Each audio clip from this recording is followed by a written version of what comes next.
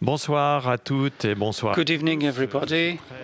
I'm very happy to see you again tonight for a debate in the framework of the School of Anthropocene that we've been offering since the beginning of the week and until next Sunday. And now we will speak about materiality of the Anthropocene.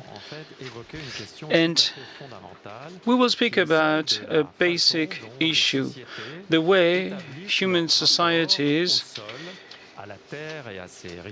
relate to the soil, to the wealth, to the natural resources, and the way this link matters for a great deal in the organization of societies and in the definition of their political and legal systems.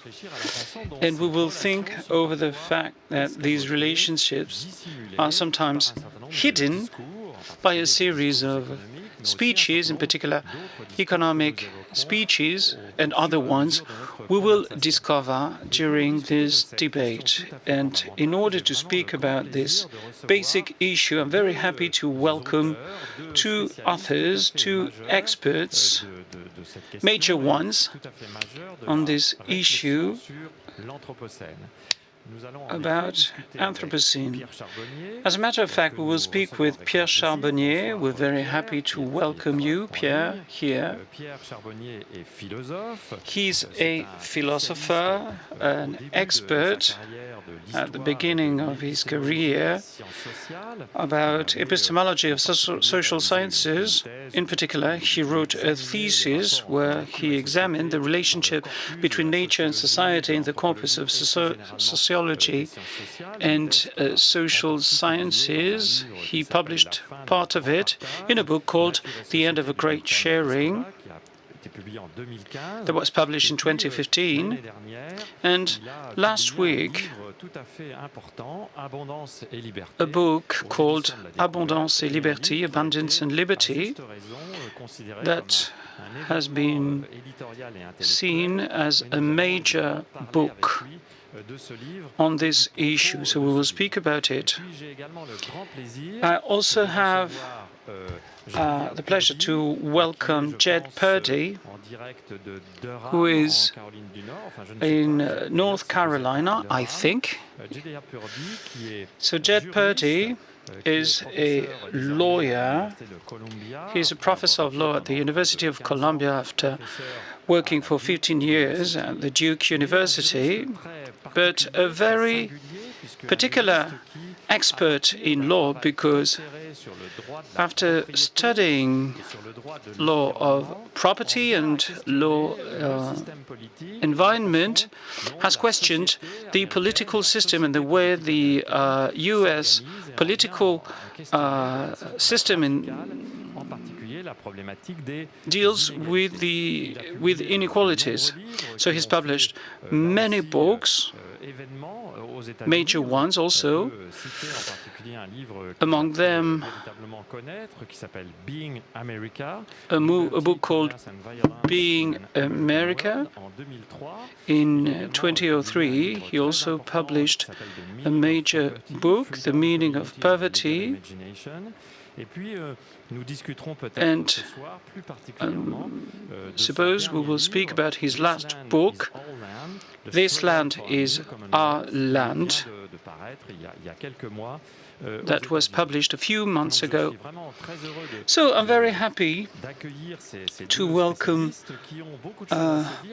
both of you, who should have many things to discuss about, but I think they've never met. So we will start the dialogue with them, asking a very first question to Pierre Charbonnier. And actually, I will encourage Pierre Charbonnier to react to his own writing, because I'll start reading an extract at the beginning of Abundance and Liberty, page 15, because I think that it is significant of what Pierre Charbonnier wants to do in his book. For a long time, we thought that social conflicts were built around the rival experiences and concepts of freedom, that history was played out in the interminable struggle between those who seek recognition and those who are in a position to grant or deny it to them. We thought it was about obtaining rights, allowing us to enjoy as equals a world and its wealth under the protection of a just state. The conquest of freedom of conscience, protection against arbitrariness of power or economic justice, seemed to us as responses to expectations within the society unfolding in an unchanging outdoor space. But struggles have emerged in which the relationship to the territory, even its existence, have become a challenge, forcing us to reconsider this conception of injustice and its repair. Just when we have thought we've been fighting on a common land, we realize that it is more than ever the very object of our differences. What used to constitute the more or less stable basis for social disputes seems to have become the issue. So Pierre Charbonnier, with these few sentences, we understand the point of this book, that is to have a new viewpoint onto the history of economic and political ideas, and in particular, an approach that would underline the core of political and economic policy, a reflection very concrete and very immediate on the way societies can connect with a soil, with resources. Am I right? Definitely, you're right. Good evening, Michel. Good evening, Jed. Good evening, everybody. These are the very first lines of my book. I think it took me 1,000 times to write them. I wanted through them to be intense and efficient. I'm sharing my thoughts about approaching material things that are beyond political symbols or immaterial goods, that is at the heart of political modernity, property, progress, sovereignty, such notions. And we could rephrase the project of the book as a material history of liberty. I try to understand the ecological practices hidden by these notions, what use makes the standardized universe the structure of political modernity. So this endeavor is not easy because the way we use the world is ambivalent, because on the one hand, experts in history and also in linguistics can see how much the conception, the political philosophy, sociology are marked with many different forms of socialization of nature, and at the same time, because it's ambivalent, as I said, the way we use the world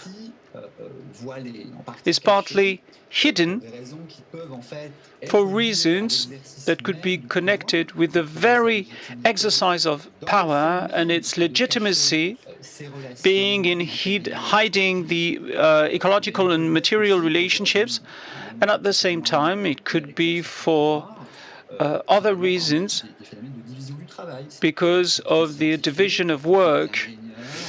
The activity of engineers, of politicians, is not equally distributed in society. So as a consequence, not everybody is exposed the same way to ecological practices. So Anthropology of Modernity, work of Escola, Bruno Latour, and the history of sciences and techniques show a tradition of social and political philosophy in France. That being said, this book, if you want me to speak about the content in a nutshell, has two levels. The first one, the methodology, and that has to be understood as the opposite of what could be a history of ideas.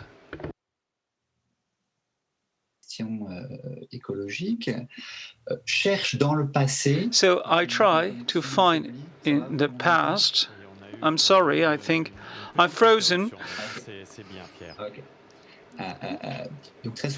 So very often philosophers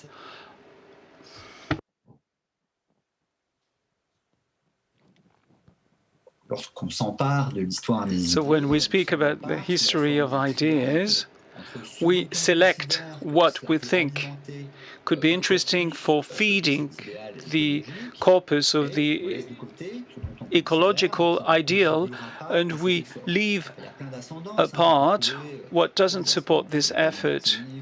We can be providential, romantic in selecting.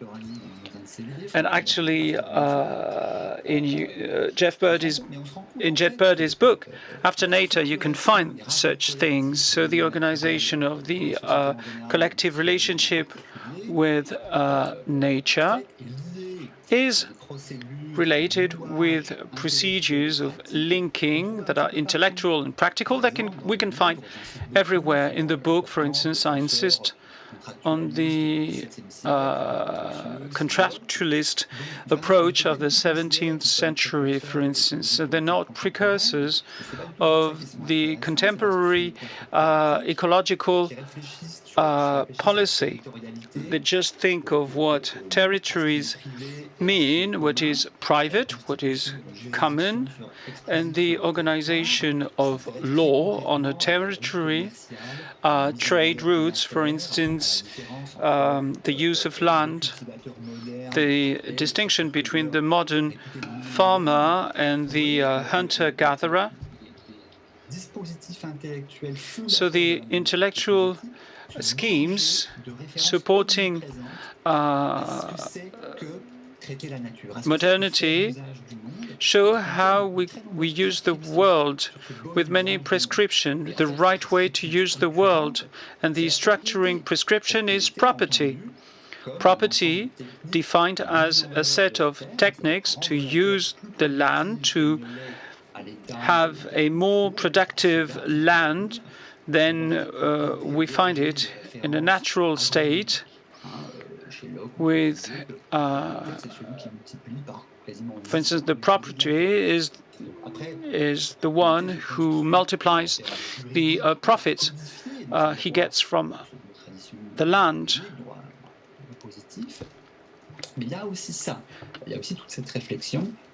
So you have all this reflection, and these elements are very important to be able to understand an environmental philosophy, because we don't only inherit positive or negative conceptions on nature. These are layers of prescriptions that are always political, moral, theological sometimes, on the right way to use the land. And this is the point of my project called The Environmental Story of Ideas. And my book is supported by this hypothesis, supported by the title, Abundance and Liberty, that is the building process of the modern society, that is the ideal of democratization of society. You have this process that is very difficult to understand if you don't understand it in the framework of the evolution of the intersubjective relationships within the civil society, and at the same time the process of conquering new territories, urban ecosystem planning, the idea that the relationship with nature are coded as a constraint we have to push back. We are in control of our destiny. We make our own law. This is what the major founders of the revolutionary law, whether in France or in the USA. So we have to be in control of our destiny. We have to be the author of the rules according to which we live. And in order to do so and to have a tangible ideal of autonomy, the best way we have found, in order to be very concrete and to sell it to our people, is to push back the material heteronomy. Nothing can be random, no risk, and the replacement of pre-industrial societies by the control of the outdoor space. So we have that in the legal texts, mainly liberal, 17th, 18th, 19th centuries, and we've got a network of clues leading to the hypothesis that modernity is connected with this series of procedures impacting our environment through technical processes, improvement of the land, what we can call sometimes the ideal of progress. And this ideal is challenged permanently through history, in particular in the socialist movement. And this movement says two things. If there is progress, progress must be for everybody and not for the few. So it's a class conflict around the distribution of the benefits of progress. As Malthus would say, there is no room for everybody at the banquet of nature, and they go against that. Socialism goes against that, and socialism also is the permanent building of the social state with the idea that the contribution of the many to the collective effort is the support for their demand for more justice. Once again, the citizen, the modern political subject, is deeply connected with what he does to the nature. He works, he does things, and that's why he demands rights, justice, compensation, and acknowledgement. This is the definition of what you've just read, and this is the way I try to describe the political and at the same time material matrix, symbolic and ideological process of materialization, a matrix that is in dire strait today, because the more we've tried to get rid of the limit of humiliation by nature, the more we have a debt, a very heavy debt with nature.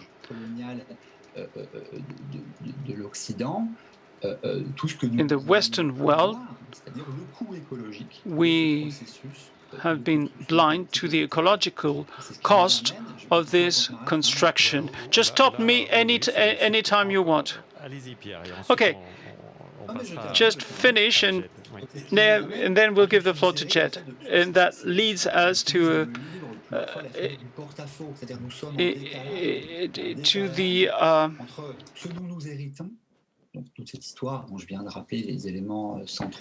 the lag between what has to be done now and what we do. There is a legal lag because property is challenged by property rights on extractive areas, and the people are told today that their activity triggers ecological damage and you have to pay. So there is a social challenge in France, for instance, with the Gilets jaunes, and that will come back as soon as they can. There is a territorial gap because we always blame other countries because for greenhouse gas emissions. So there is an issue of juxtaposition of nation states on a planet, and the planet is just only one big system, and not a jigsaw puzzle of nation states. So we have to understand that in order to relaunch the process of democratization with a broader meaning than at the beginning of modern liberalism. Thanks a lot, Pierre. Thanks a lot for recording the origin of your work and its historical background. So for the second part of our debate, we will go back to the way you see the current political situation. You've spoken about these gaps, but your book is also a call for renewing the political thinking from the understanding of the Anthropocene reality. Now I'll give the floor to Jed Purdy. And I'm quite astonished, Jed, to see that your work, Pierre, echoes your work, Jed, in terms of right for property and the use of resources, land use, etc. And I'm going to read some lines, if you allow me to do so, Jed, in my very bad English, of your work, so that our viewers understand your work and the way Pierre Charbonnet has structured his work. Story or picture of the world matters much if it floats too far from what people do with another's bodies and with soils and weapons and other tools. The thing that tie people together and the things that divide them tend to be the same things. The terms of cooperation are also the terms of exploitation and coercion. Et vous ajoutez, my starting place is the most concrete things that tie people together and also hold them apart. Landscape and animal and mineral nature.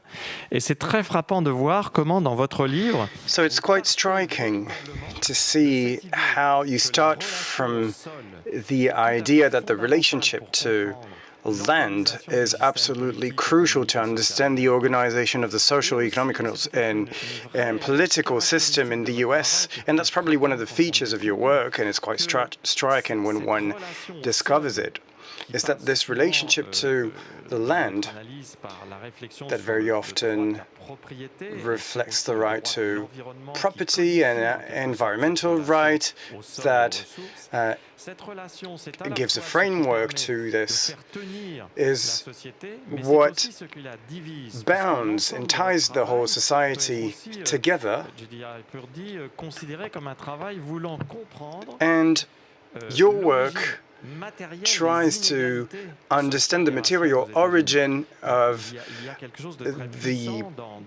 inequality in the US, and that you try to read these inequalities from a legal and material perspective, so that law becomes a way of arbitrating between society, land, and its resources.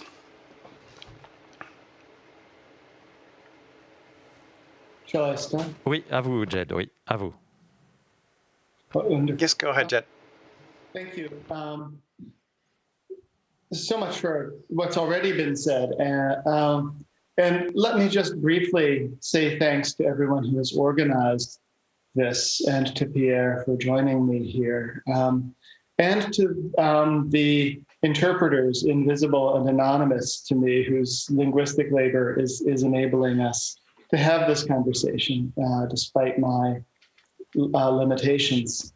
I also do want to say that Pierre's new book is a major book and an event. I've received the English manuscript of Abundance and Liberty recently, and although obligations have prevented me from finishing it in the few days that it's been in my hands, I've given it every minute that I've had free, because it's a really splendid piece of progress in a project that he and I have been pursuing along our distinct paths. I have also, like Pierre, used this phrase to explain what I'm trying to do. I've described it as an intellectual history of material practices and a material history of ideas. I think we share deep interest in the way that our forms of imagination, ways of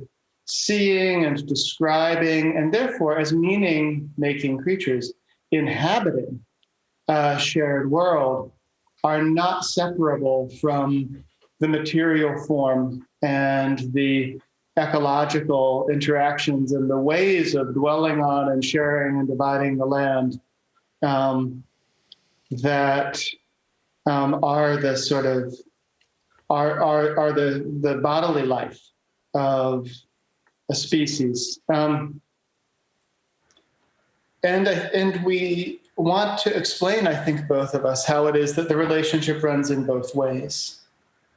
The ideological or conceptual or imaginative frame is in some ways the condition of possibility for living materially in a certain way. And the material practice is at the same time the condition of possibility for maintaining a way of imagining or understanding ourselves. So given that circular description, how to proceed out of it into a kind of richer specification of an actual phenomenon that matters to us, my methodological move has been to try to understand the law as a sort of circuit, a politically powered and mediated circuit that connects the imaginative or ideological on the one hand and the material on the other. And I've tried to do that concretely by thinking about the ways that a historically layered sequence of regimes describing and distributing the power over the land and all the forms of wealth and capacity and vulnerability that attach to it have worked in the country I chiefly study, the US, both to shape the land itself in very profound ways and to shape the political and broader sort of imaginative life of the country. It seems to me that the Republican conception of liberty that manifested itself in American public culture and self-understanding in much of the 19th century is quite inseparable from a certain way of claiming and conquering and transforming the continent, and a whole body of laws for the extension of property over the body of the continent were the sort of skeleton and veins and vessels of a republican continent. The ideas of personal dignity and freedom within a community of that kind got deep into the American practice of political argument, of personal identity formation, of ideology, and were then to some extent succeeded and displaced by a series of other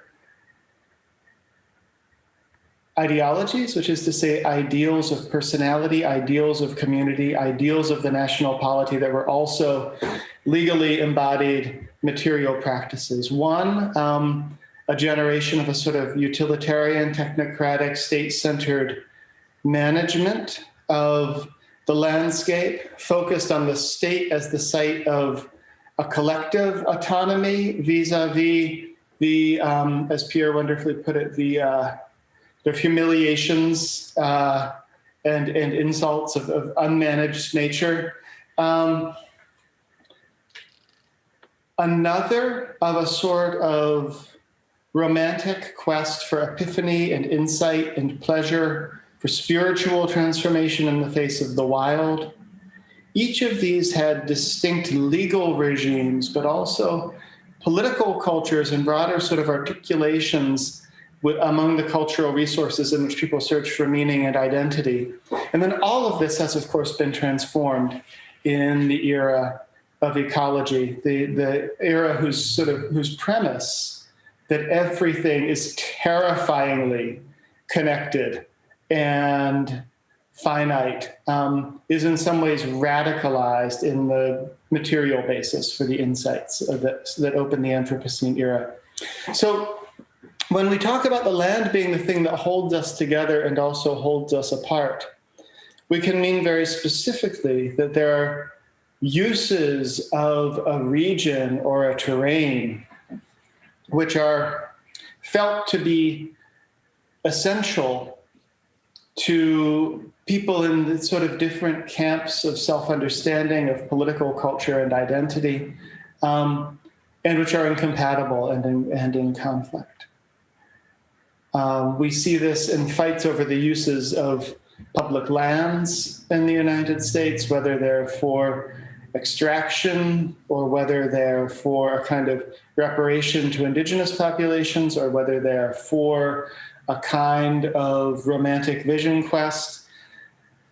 To a certain degree, they can't be all three. And so in this way, land makes quite inescapable the conflicts that arise from interdependence in ways that our sort of ideological apparatus, economic and liberal and otherwise, helps us sometimes to evade or overlook in other settings. And so land is both an example of the ways that our different conceptions of liberty, of personality and community, and indeed of what the land itself offers and demands, hold us apart at the same time that we can't escape one another because it's the same piece of land which we're concerned with and the same in which we're caught. And this then becomes, in turn, a kind of distillation, if you will, almost a kind of synecdoche or metonym for the larger Anthropocene condition of our being caught together with too many goals, too many horizons in our lives, too many possible uses for this world relative to what it can contain, so that our trajectory of self-emancipation, individual and collective, has hit a kind of an ironic and terrifying horizon. And I take that to be one description, probably too crude a description, of the position that Pierre is exploring in his treatment of how he understands our current political condition. So I might say that our two rather different trajectories of historical excavation, sort of joint material ideological excavation, have brought us to a set of questions that are very closely aligned. We share the sense of the dilemmas where we've arrived, and of the need to recast not just our material practices, but also our very ideas of freedom. We need a conception of freedom, conception of flourishing, and a political practice that makes it real, that can be consonant with the world we've made, which has unmade us and our project for it, at least in as much as we're a certain kind of moderns. So I will stop there because I want to hear Pierre's thoughts on the present moment, in particular from the way law is translated into political practice. There is a very interesting analysis in his book about the way that the main environmental laws in the USA have somehow modified the relationship between political society and environment. Maybe that's a nuance, a difference. Maybe, Pierre, you focus a little bit more about abundance and the relationship with liberty. Jed maybe focuses more on the way you build, on the way the territory is built up, the landscape is designed, and the relationship with the land. But at the end of the day, I think that your both approaches are convergent, and the systems you study, prosperity, liberty, wealth for everyone, as a paradox, are systems that are based on privatization, on hiding the right to property for everybody, the land grabbing and resource grabbing for the few. And in both your works, there is this coup that allows the systems to hold. So there is much proximity in our approach. We have inherited very different intellectual traditions, also due to our education and the place where we work, but also there are many similarities. And that's why we have common interest. The idea of conflict, after what Jed said, but I think that could be explained also through a generational or historical phenomenon in the past. The first environmental generation in the 70s gave a lot. Nevertheless, they were faced with two limits, and both connected with a sense of political approach of the environment. The first one you can find in Richbeck in the 80s, the idea that if modernity were built around sharing the benefits, the criticism was built around a burden. In other words, something negative. We had to deal with this negative experience of a relationship with the future.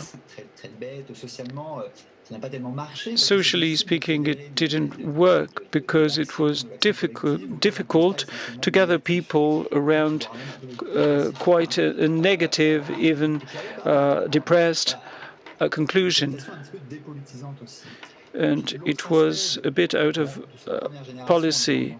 The other point is a characteristic, the utopian characteristics, this important idea that you can read at the end of After Nature is that in political ecology of the 70s, the idea that if you give power to engineers that understand ecology, you will be able to reorganize all the social relationships in the framework of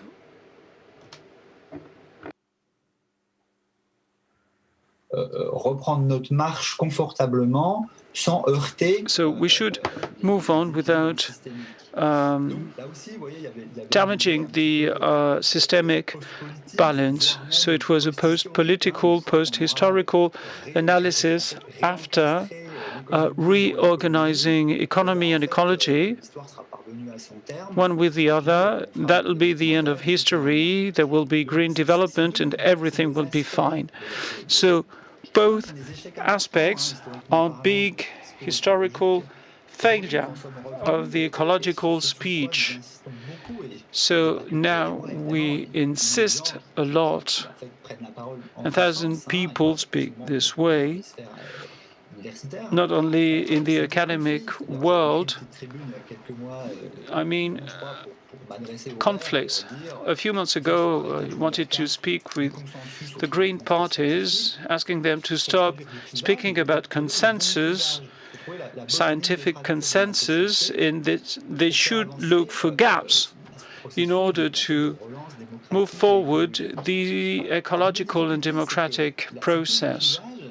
But the gap technique, many of us say it, Latour, for instance, is that there is something inside of us when we buy food, for instance, and we don't really know the ecological footprint of what we buy. So we are entangled in difficult choices that we are more and more conscious of the weight of big material and legal infrastructures.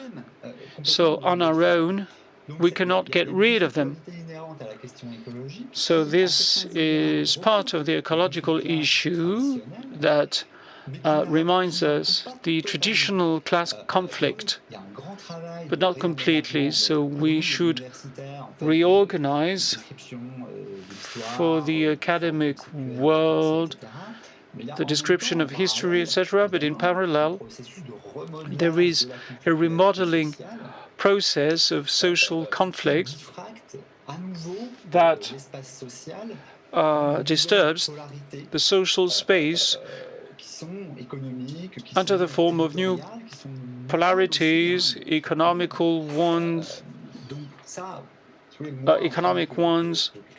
etc. So as a researcher in philosophy, I don't feel responsible for concluding this debate, but it's interesting to see the way it works.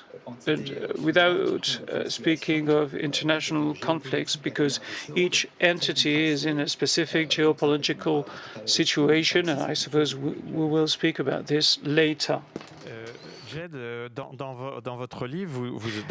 Jed, in your books, as Pierre Charbonnier also quoted from your previous book, After the Nature of Politics for the Anthropocene, this relationship to resources triggered violence, social violence, economic and racial violence. And especially because of the way land was shaped and relied on slavery, and especially in the southern states of the United States. So this is part of what power is built on, and this economic and power and abundance based on this capacity to shape land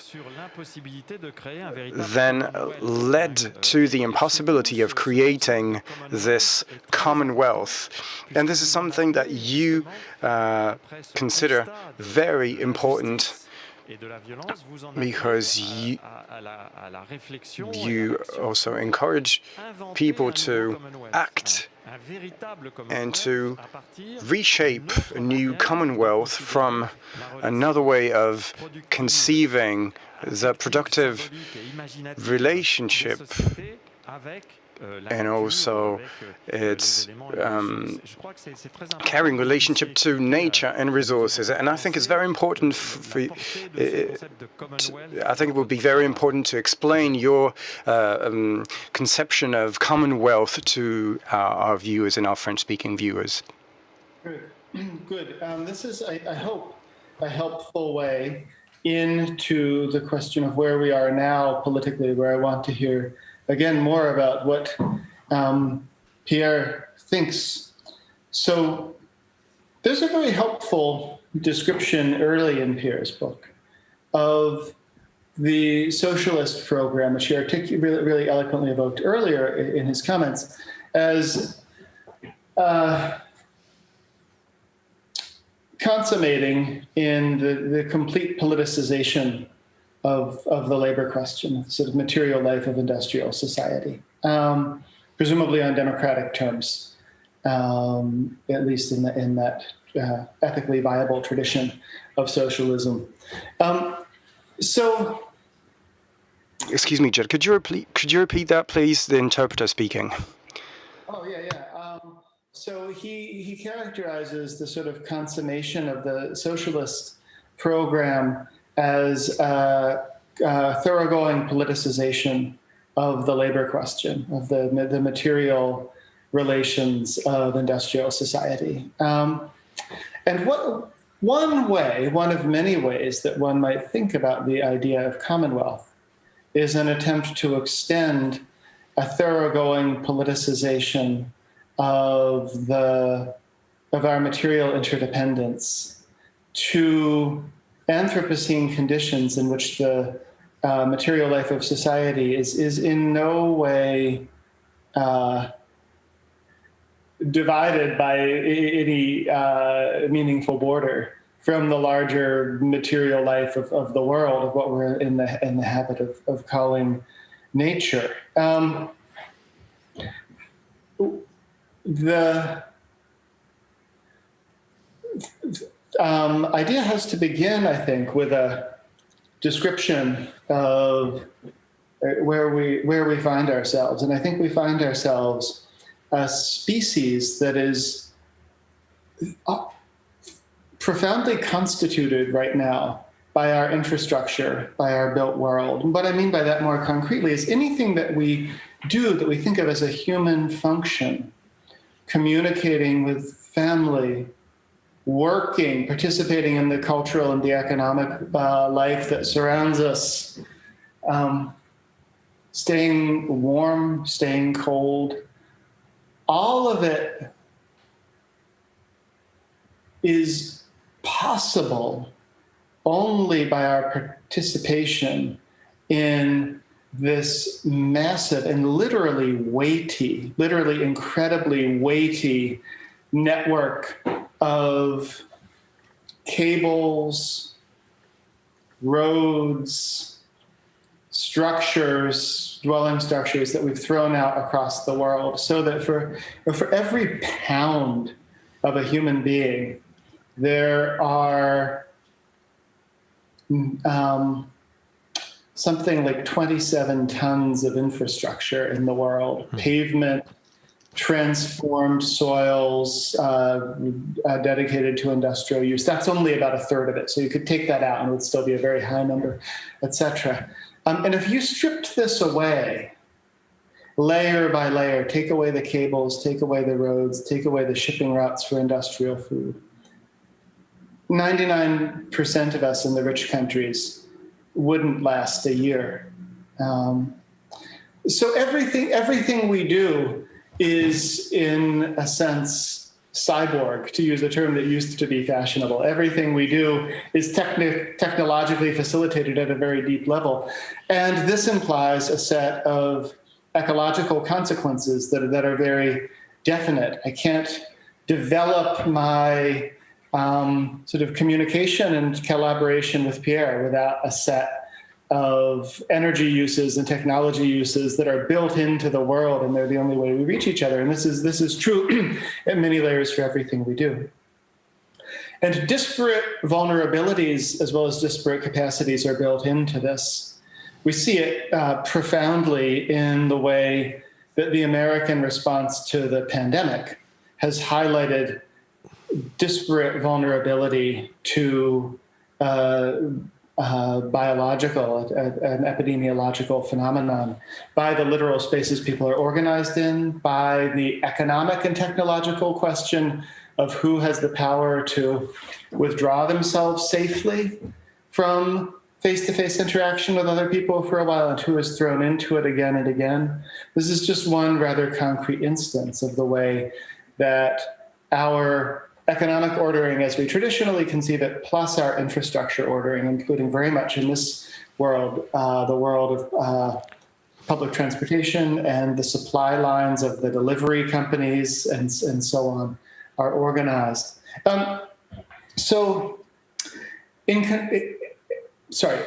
then very briefly, we're also all joined, of course, by the world we used to call nature, by the climatic, atmospheric, forest, soil system phenomena whose transformation under the pressure of climate change and the other crises that we gather together as some of the prompts for speaking of the Anthropocene, which disrupt our lives, which endanger them and do so in thoroughly inequitable ways that predictably replicate the uneven patterns of activity that created them in the first place. This is, as Pierre observes early on in his book, a very standard formulation of what the Anthropocene has done. It has turned our mastery into a new form of vulnerability. It's standard, but it is perhaps worth returning to. So what on earth to do with this? Here I will try to be reasonably compressed. As I read it, the founding problem of politics conceived of in the modern tradition, I think here of Hobbes as paradigmatic, is that we find ourselves in conflict. We find ourselves in conflict because we need the same things, we want the same things, we need things from each other, which include forbearance and security, but also help and completion. And we need a set of terms on which we can be both protected from one another and enabled to work together, to cease to be one another's threats and to become one another's collaborators, and upon finding that we have ways to be collaborators, to become perhaps friends. This is the kind of impulse, described a certain way, maybe a slightly sentimental way, behind the more radical forms of Republican political economy, at least as they've developed in the traditions I read in, and in some sense in the tradition of socialism that Pierre was articulating in his earlier comments. The idea that we need to remake the terms on which we encounter one another, which are legal and political, economic and material, so that we may become one another's friends and helpers. The idea of commonwealth, as I try to spell it out in the book, is a sort of utopian horizon, a sort of moral horizon for the politics of a world in which we all participate in the forms of interdependence that I was trying to describe in the idea of infrastructure. And its ideal can be distilled in the thought that one person's activity, my survival, even my flourishing, ought not to have the consequence that you become more vulnerable, that you are denied your version of flourishing, that you are degraded, that you're made sick and die because you're bringing me the food that I need to survive safely for another week in the pandemic, to be concrete. The pandemic has been a very vivid demonstration of the ways that the United States is remote from any sort of commonwealth idea. So a commonwealth might be what you imagine you could get if the forms of interdependence that the Anthropocene throws us into were subjected to a form of politics sufficient to achieve the old democratic ideal that the people who have to live with a set of shared conditions are able to shape and to choose them, and are able or are made to do that in ways that respect the equal importance of each participant, each member of the community. And even when I spell it out that way, you can see how very far it is from the world. Jed, I'm sorry to interrupt you again. There's a lot of echo. Could you repeat what you just said on the Anthropocene? I'm really sorry. On the Anthropocene. The last point. Sorry. Let's go. Yes. How far back to go? Just that last thing I said. Yes, please. Trying to remember what I just said, because it sort of comes at the end of a much longer set of things that I said. I said even to describe the Commonwealth ideal in the way that I just did is to see how far it is from the world that we're actually living in, and then we have to figure out what handholds or what partial steps we might take in that direction under, I must have said, under our Anthropocene conditions. Merci beaucoup. Pardon de... Thank you so much, Jed, and sorry for interrupting you before you finished your point. Et vous avez d'ailleurs répondu par anticipation. And you actually anticipated one of our viewers' question on how the pandemic could show how serious the situation is.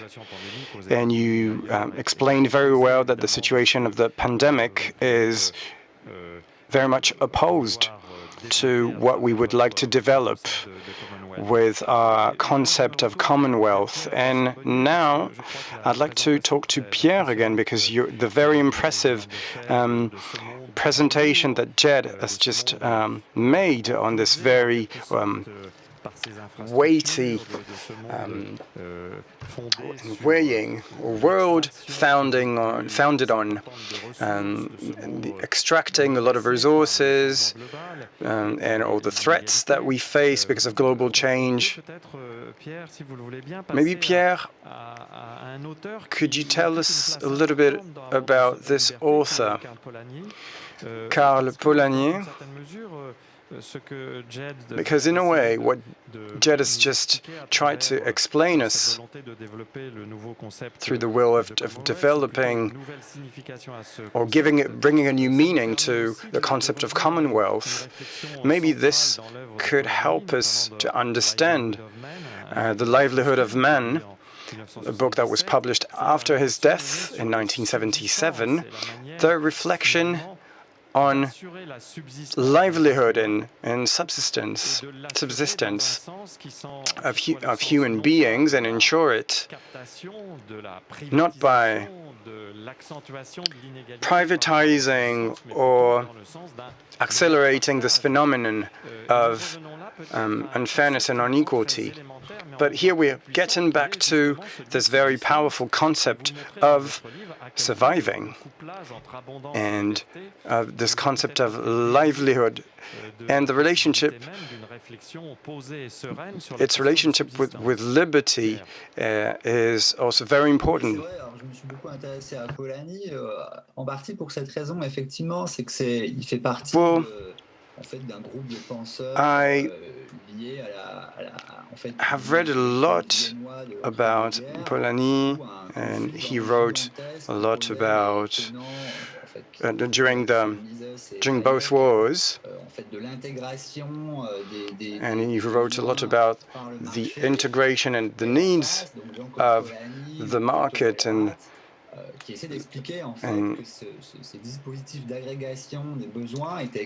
so this piling up of needs were totally inefficient in terms of justice, and he was one of the pioneers in terms of ecology, and he showed that the market was inefficient in terms of building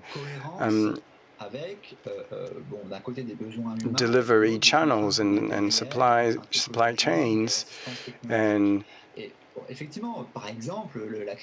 for instance, the present health crisis shows us that if we only stick to our current system, it's extremely poor, and there are subjective preferences,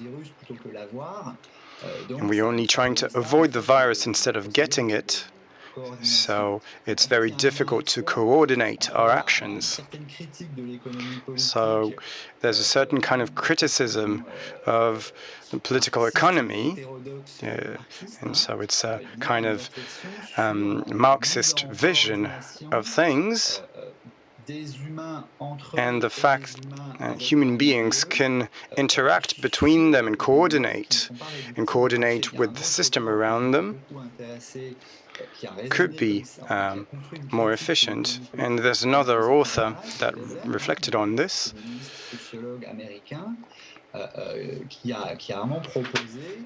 and he proposed a technocratic revolution. And he said that to subordinate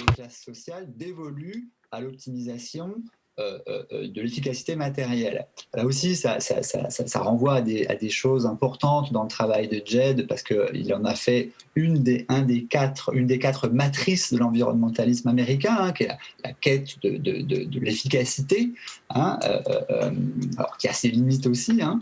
Mais c'est vrai que réactiver cette tradition-là, je pense, reactivating this tradition is very important for a very simple reason, because I think it is the best way to get back to material needs. In France, we have a state that very early in history, with the UK, with Germany, with the USA, has organized statistical institutions in order to have a public knowledge about the activity of people, what we trade, what we exchange, what we make. And thanks to the statistic figures, they could decide about their policy. But after the war, productivity was at the heart of the policies. So if we could make a revolution in these big schemes that are the cognitive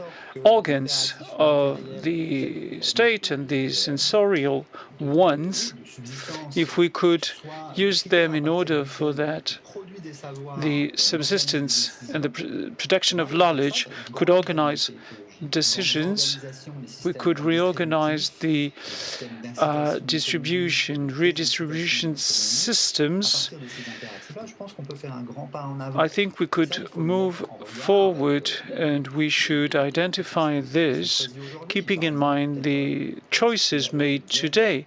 We could speak with Jed about the executive order that has just been drafted by President Biden today, promising a huge reorganization of the energy production, transport, housing structures, but that is not shaped as something having to do with subsistence economy. It's a system to canalize the research for accumulating capital through new investments, new forms of innovation. So we will see the consequences for the USA in their process of decarbonizing their economy, a process of response to the demand of social justice by the people. But we can already see that many political strategies do exist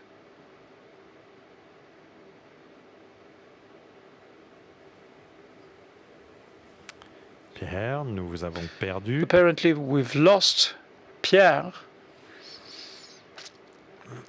Alors peut-être puis-je passer la parole maybe we could use this opportunity to give the floor back to Jed in order to follow up the Pierre's reflection. So, Jed, in your book, you say Remaking the economy and remaking a relation to ecology are two sides of the same change. Donc, il faut repenser So we should rethink economy, at the same time rethink ecology, that being the definition of a relationship with land, soil, subsistence. So I've got two questions in mind when I think of this political program that is at the heart of your book, because you are an activist also as an intellectual and interested in politics. So for you, the Green New Deal project, supported by a series of political players in the USA, in particular in the as Democrats, and not particularly by President Biden, by the way, at the beginning.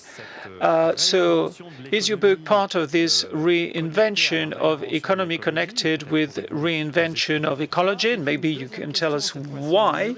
And second question, more to the expert in law, how these upheavals should be taken into account by law. So how all what you want could be translated legally, taking in account that law is not very flexible and whose bases are very difficult to modify. So how do you think law will evolve in this time? Wonderful. I'll start, and I hope that Pierre will have the chance to come back. So he was speaking of Karl Polanyi, and here he comes back. So, but maybe I'll continue if I may. So, hi again. All right. I have been asked about the relationship between transforming economy and transforming ecology and prospects for law. Michel, I could proceed very quickly and then turn back to Pierre. J'avais terminé de toute façon, donc continue, Jed. Actually, Pierre is saying that he was almost finished, so Jed, you can speak as long as you want. I'll make sure to leave plenty of space for the next sort of turn of the wheel. Pierre was speaking of Karl Polanyi, and one of the foundational things I think we can take from Polanyi is the insight that capitalist markets, liberal markets, as constituted then and substantially as constituted now, don't produce on their own terms some of the things we most need to survive together. Labor or human life, land, or more broadly, ecological reproduction and flourishing, and also actually the very important question of money. The politics and policy of money is a different question we'll probably not get into today. It seems to me that there is a need to redefine wealth itself, not just as an abstract notion, but through a redefinition of what sort of activity is rewarded and fostered in our material lives. And that to bring to the center of our economies the kind of work or the kind of living that helps the world to keep going on, the work of ecological reproduction and the work of social reproduction. To understand that the persistence of things is as important as their transformation, that continuance is as important as innovation, is change with a thousand downstream consequences in tax policy, in accounting measures, in infrastructure spending, in the shape of agricultural policy, in the kinds of work that people are trained for, how they're compensated, and in what kind of work is honored. And it turns the ecological, in a way you could say it completes a version of the ecological idea by helping to develop within it a notion of what it is to lead a free and good life, which is a life that is not chained to the tragic fact that you're destroying the world as you live it, which is sort of the tragic fact that our infrastructure and our economy imply for most of us in the rich world as we go on with our lives. So there's an, as it were, sort of philosophical dimension about the character of value. There's a technical or political dimension. Then there's a sort of existential dimension, if I can put it that way. Law, very quickly. I had a wonderful conversation with one of your students, Emma Novel, earlier on your podcast, who asked about the rights of nature and whether conceiving of nature as having rights is a way forward in the politics that we're talking about. The idea often arises, and I mention it because it implies a certain idea of how transformation happens within the law, which is that concepts that are already in a way inherent in legal activity get re-articulated and are given a new significance or a new extension. It's an activity sort of internal to law, and it looks to juristic experts to respond to broader sort of social demands by doing the changing. I find myself drawn now to the urgency of a more sovereign and popular form of lawmaking that arises from legislation as a more direct expression of a popular experience of needs.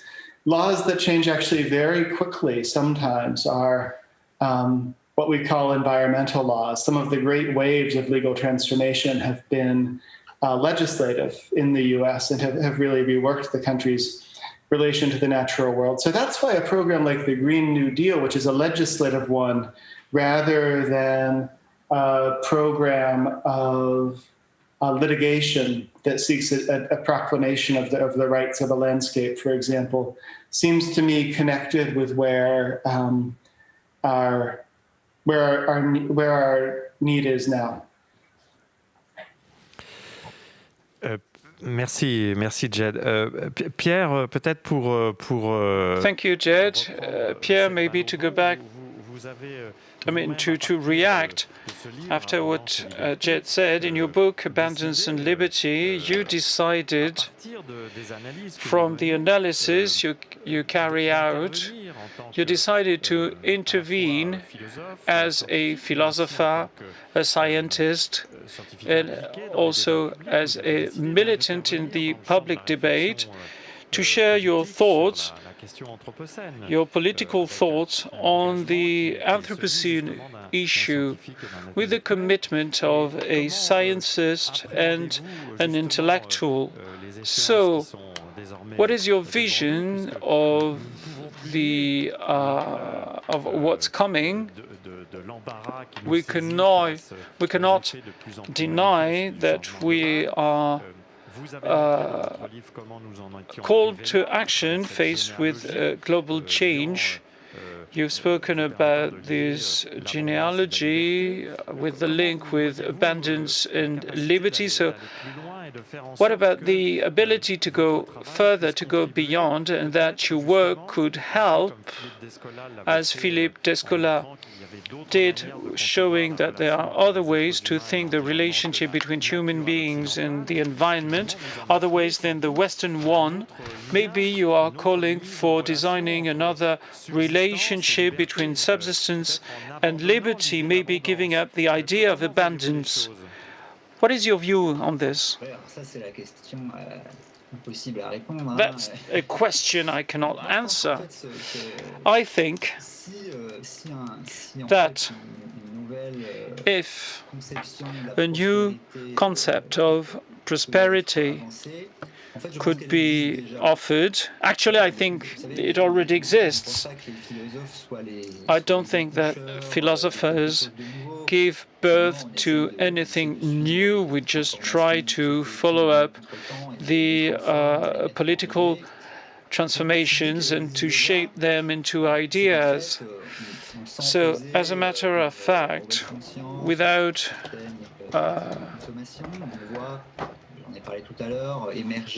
criticizing too much some consumption practices, I see that there are new trends re-emerging, showing that the organization of work and energy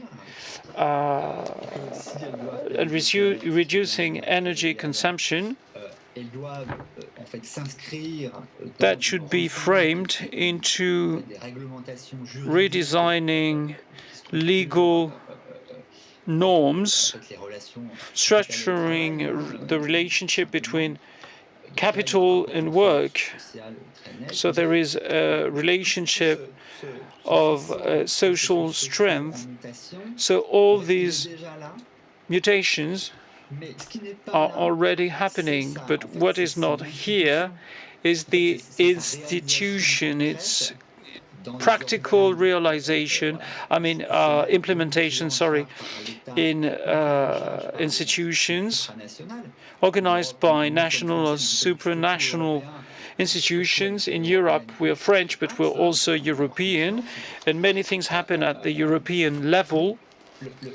So what is left to be done is this effort. So we shouldn't change our civilization from A to Z. We should adapt the political decision-making structures to a change of civilization that has already mainly happened. Si je puis me permettre de vous relancer là-dessus, on peut néanmoins penser. Well, just to get back to this, Pierre, well, the fact that we use both liberty and abundance goes together with the institutions, but on the contrary, the idea of coming out from the concept of abundance makes people scared of losing their freedom. So you're trying to find a new kind of philosophical imagination. Well, this is true. But what is asked of us, or to the majority of us, so that this old system in place stays in place, is already a sacrifice, not only on moderation in terms of wage, so it's used to maintain productivity, gains in competitivity for international markets. Well, this is a part of the sacrifices. So this goes together with some other sacrifices, and this is less important and hard.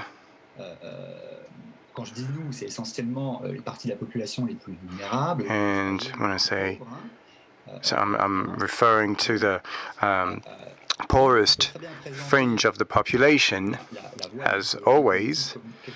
So political ecology represents some kind of sacrifices. And this is the way the Green New Deal is built in the US and what we also have in Europe, in order to come up with cheaper and more accessible transportation infrastructures. Same thing for dwelling. New kinds of work with more meaning, and it's related to what Jed said earlier with the reproduction of the collective body. And a lot of economists are working on this right now. And for the next elections, everyone is going to mention the sacrifices that we'll need to do in order to achieve this or that task. And I'm talking about the ecologists and not only the Green Party or the Ecologist Party, but all the parties that use ecology in their program. So some of them will play it safe, so to speak.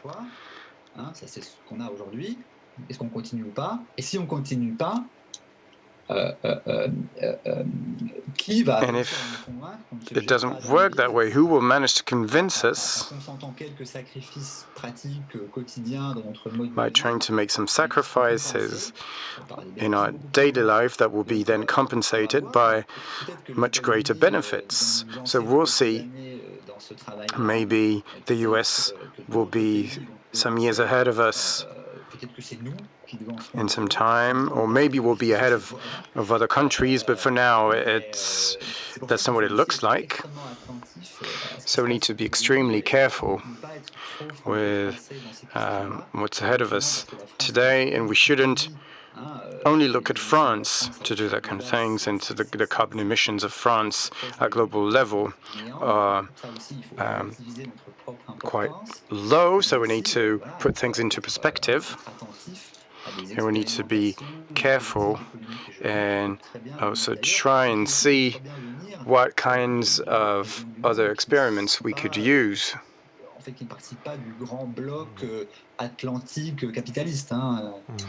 Bien sûr. Merci de cette évocation aussi. Well, thank you very much for mentioning the fact that we need to admit these things in our political debate. And this political debate will undoubtedly be harsh. And just for the last comments, Jedediah, in your books, you advocate for a new set of imagination, political imagination, in terms of relationships between societies and their environment, and at the same time you're involved in civil and political movements, and especially in Durham, where you live in North Carolina. And in your latest book, you said that the main part of your thinking is constituted of this very affectionate relationship that you have with the place you live in. So the question I'd like to ask you now, and that's the question that comes from the audience as well, I think, and how do you see this problem of conflict between the necessity of shaping a new commonwealth and the stakeholders of the standardized social and economic system, who might want to delay the taken into account of the Anthropocene. And this is real and triggers political turmoil and anti-democratic reactions. So what's your take on this, Jed? It triggers both anti-democratic reactions and democratic anti-ecological reactions, at least in the U.S.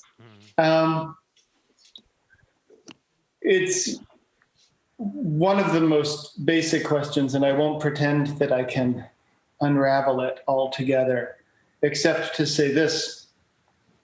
The great episodes of environmental transformation that have been embodied in law and material life, that have arisen from political mobilization and cultural reimagining, have tended to involve two elements.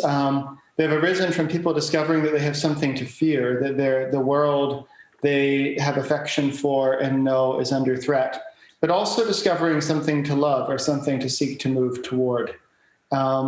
Some arrangement in which ideals that are already present in their lives of security, of fraternity, of enlightenment,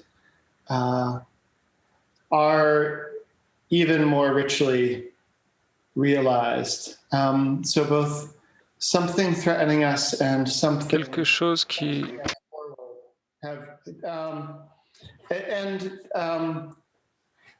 it's once again the challenge of the politics of this moment to persuade enough people that in a redefinition of richness and a redefinition of community, we can find things worth moving toward and not just things to run away from.